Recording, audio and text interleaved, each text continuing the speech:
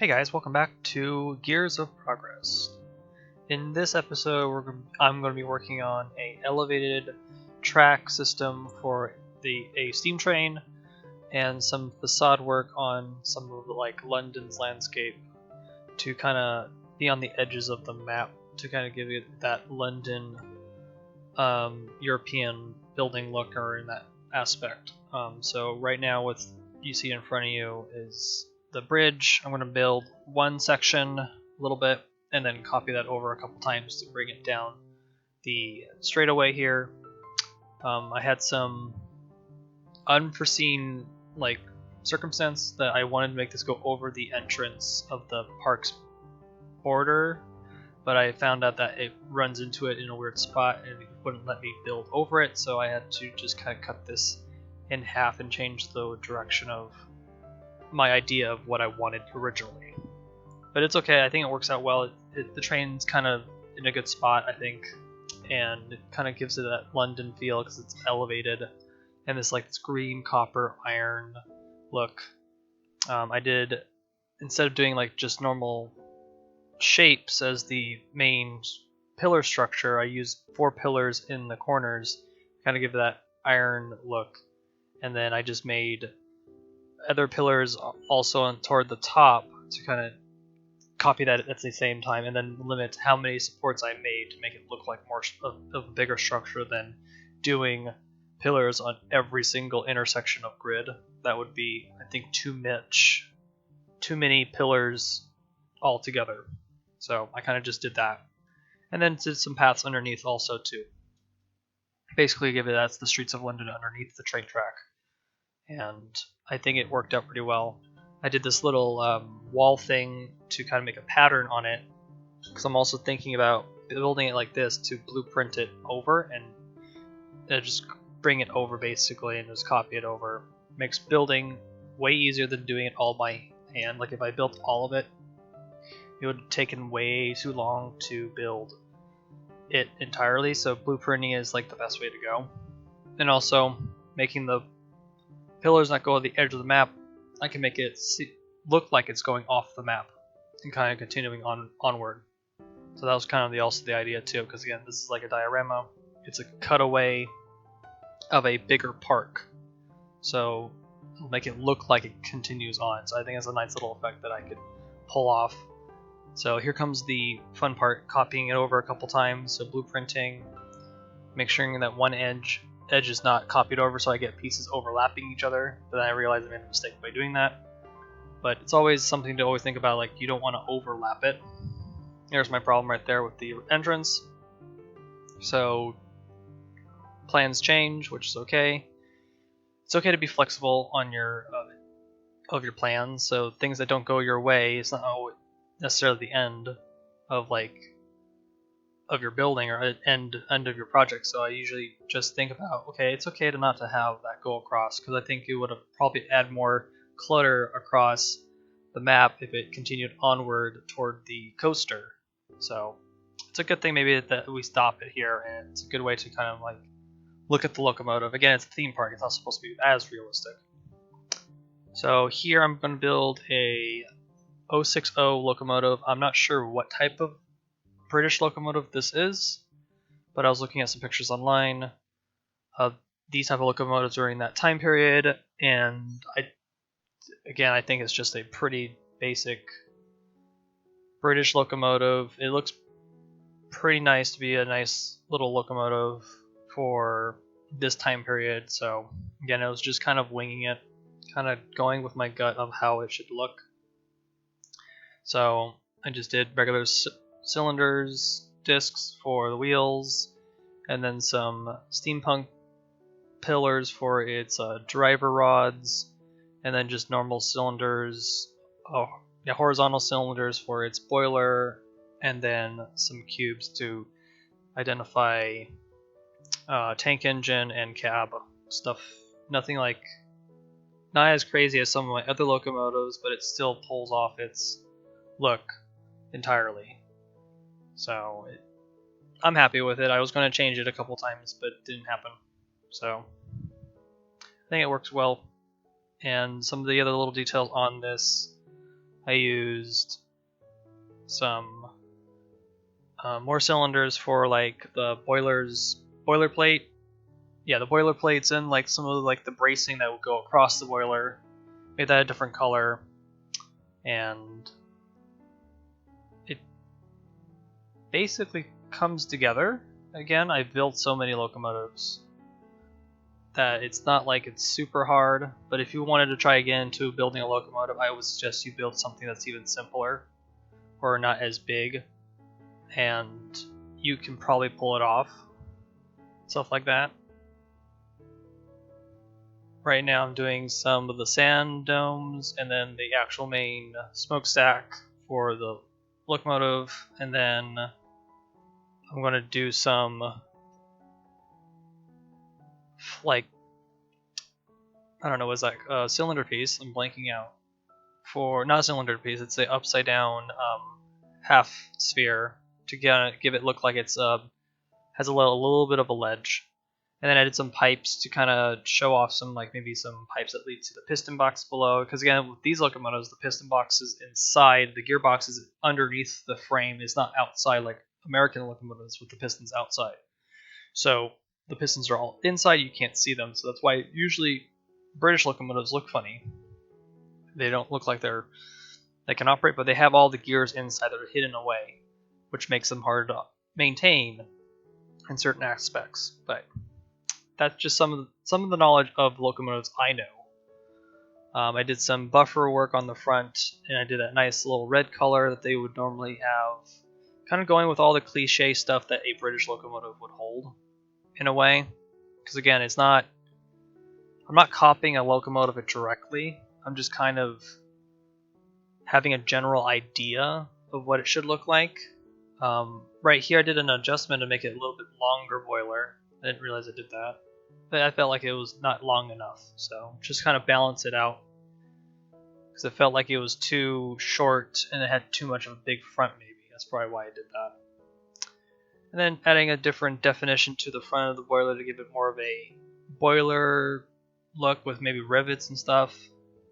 On the side of the locomotive, I was going to put in like a sign that would say which company the locomotive's operating from. So I did the window technique backwards, so the windows are white, and then I did another window right into, I think it's not windows, no, square, and just kind of place it in, get that white border look. I did this on my Thomson tank engine locomotive. It pulls off pretty well. If you just want to do like lines of squares or square lines. Yeah, we're going to keep with that. And it kind of identifies where that's going to be on the locomotive, and that's where this company name was going to go. So the company name was a very simple, like was it like really quick I made it? I think I really quickly made it. It's very, very straightforward. It's actually just another Easter egg in the map. It's ATR, so it's Astrotron Railroad. Or Railway. Probably Railway would make more sense, because Railroad you want to do 2 R's. So it's just Astrotron Railway, and it just makes sense to do it. I don't know, it's just something funny that I thought would be cool to hide my name in my creation sometimes. Here, I was looking at some other pictures of like iron bridges and stuff that like in New York and or London, and I noticed that they had these like circle like cutouts in the iron to give it structure but yet lighten up the weight of it. And so I took the text signs and did the O. Yeah, I did an O, did 4 of them across, and it looks like basically an iron structure that would be in London or New York or something like that. So I think it adds a little bit more better detail in the structure, and using different pieces to kind of get to the look that you want is, I think, a pretty cool way to go. Onto building some of the carriages that the locomotive wants to pull. So again, with this being London themed and the industrial, I don't know if it's the Industrial Revolution, but industrial in general. So I thought maybe these are going to be like freight carriages. It'll be the easiest to build versus a passenger carriage. The wheels on this one, I used the text signs again. I used an O, an X, and I think a dash to complete the cross. Oh, and an L. It was an L or an I? It might have been an L, or capitalized L to do the cross beam going down. So you have a horizontal, your vertical, and then the X is your cross beam. So it looks like a basically a wheel that a locomotive would have of this type. The cars that usually London only had 4 wheels on them. They didn't have trucks like American train cars would. So it was a little bit of different style, but I think it turned out pretty well. Those little wheels for the text were a little annoying because depending on how you place them, you can't sometimes blueprint them because they're overlapping each other, and it's just a weird thing. So be aware of that when you're using them overlapping each other. And so I had to copy a whole bunch of different ones and replace them by hand. And it finally worked out. And it gives that notion of I don't know what type of a spoked wheel. That's what it's called. Haha, I figured it out. Spoked wheel, yes. And then I did some more buffers on the carriages just to complete that up. And then I can't remember what junk I put. Oh, I put on iron bars or iron not scaffolding. I know the name. Give me a second. Iron rebar. Maybe it's rebar. No, I-beams. I remembered. So I did I-beams on one. I think I did a pile of wood on the other to kind of show off different materials being delivered to this part of town or something. So it's not really like, I don't know, this is a siding of some sort because it has a buffer at the end, so maybe the locomotive's sitting here for overnight until maybe the main line's clear that's not even on the map, so you don't see it. But it's kind of the idea. So giving your creations a somewhat partial story helps out in realism, I think, sometimes, if you're trying to do realism or you're trying to make it make sense. Because I can just made the locomotive and just not done carriages or something, just left it blank, and it would have made no sense. Or I could have left the track empty. I felt like leaving that empty would have been a waste of space, because in this map I'm just trying to decorate it as much as I can. I want to fill it up with as many unique scenes as possible, so to give you something to look at for at least 30 minutes if you wanted to come on this map and look at all the little details. And there's a lot of details on this map so far. I've worked on a lot of it this last week, and you'll see more of that later in another video. Here's a quick overview of the locomotive that I finished. I think it portrays a British locomotive and the materials that go with it. I'm very happy with it. Now on to, well, soon, as we look at the locomotive, there we go. On to doing some of the facade. So because the train bridge didn't continue on this way over the entrance where that green roofed building is, and toward the coaster, I had to now fill this space in. So the solution was to make half buildings of some type of London-style British buildings, brick buildings in general. So I kind of just did this for the rest of that session, and it worked out pretty well. This was kind of the first time doing something London-like, or something of like that type of brick structure. So I was kind of nervous figuring out what it should look like, because I also have this belief that every building I build should be a little different. And I was trying to not do the same pattern over and over again, and that's what the challenge has been, is making the same pattern. But I think I did okay. I'm not as happy with it as I should be, but I'm not going to get rid of it. I'm happy with it to an extent, because it does bring in the map better. And as I build on, London starts growing into this better like feeling of that looks like and feels like London. I've personally never been, but I think it portrays it pretty well, maybe. and it's a little different theming that I would normally do than my normal go-to would be Western or sci-fi. Tropical. Have I done tropical? I've done tropical a couple times, like pirate theming. So I figured out some different styles of like the bottom parts of the building to kind of give it a different look or different color or texture too. I can binding buildings to make them more, because London, they just kind of build their buildings up against each other and they're just kind of like stacked upon each other. Just nothing's even, nothing's like, yeah, nothing's even. I've seen pictures, like there's such a like cramped place, but it works here in Parkitect. So I kind of did that here too. I did my normal shapes as my top borders of the roofing, or like split sections on the building to give it some more definition. I'm not sure what that's called when you have a line of material go through the brick to make these little square sections on the building. There is a name for it. I'm probably going to Google this later. I'll probably Google it and figure it out what that means. But I think it's probably doing a definition of the floor. That's probably what it's about. It's where the floor sits on the building.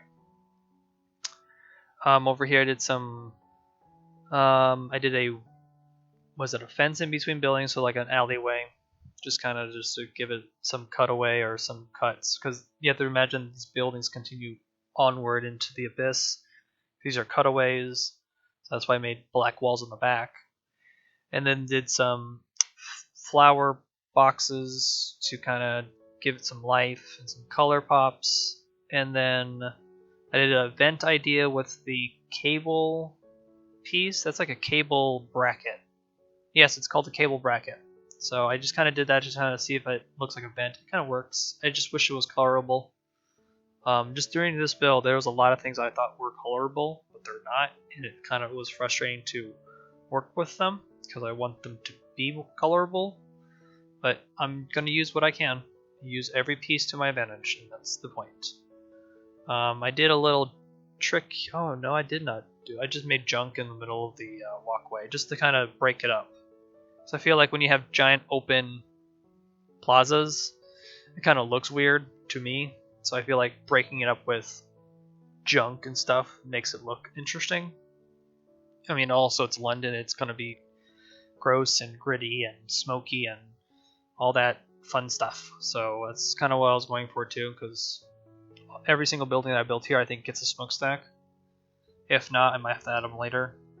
I think they all get smokestacks. Maybe not that one. That's in the middle.